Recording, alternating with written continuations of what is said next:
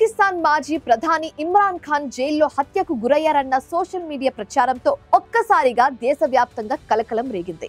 ఈ వార్తలతో ఆగ్రహించిన ఆయన అభిమానులు, పీటీఐ కార్యకర్తలు పెద్దెత్తున రోడ్ల మీదకు వచ్చి రావల్పిండి జైలు దగ్గర నిరసనలకు చేపట్టారు. ఇమ్రాన్ ఖాన్ కుటుంబ సభ్యులు సైతం తీవ్ర ఆందోళన వ్యక్తం చేస్తూ తనకు ఆయనను చూపించాలని జైలు అధికారులను డిమాండ్ చేశారు.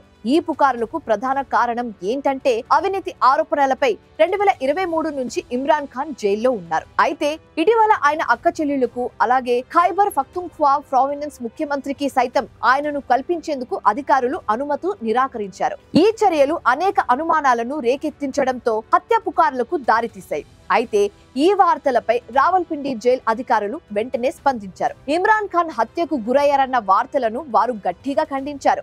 ఇమ్రాన్ ఖాన్ ప్రస్తుతం ఆరోగ్యంగానే ఉన్నారని, ఆయనకు మంచి ఆహారం అందిస్తున్నట్లుగా తెలిపారు. దీనికి బలం చేకూరుస్తూ పాకిస్తాన్ రక్షణ మంత్రి ఖవాజా ఆసిఫ్ సైతం ఒక ప్రకటన చేశారు. ఇమ్రాన్ ఖాన్ కు జైల్లో 5 స్టార్ హోటల్లో కంటే మెరుగైన ఆహారం అందుతుందని, ఆయన ఆరోగ్యంగానే ఉన్నారని స్పష్టం చేశారు. కుటుంబ సభ్యులు డిమాండ్ నేపథ్యంలో జైలు అధికారులు కీలక నిర్ణయం తీసుకున్నారు. ఇమ్రాన్ ఖాన్ ను కలిసేందుకు ఆయన సోదరిమణులు డిసెంబర్ 2వ తేదీన అనుమతి ఇస్తున్నట్లు ప్రకటించారు.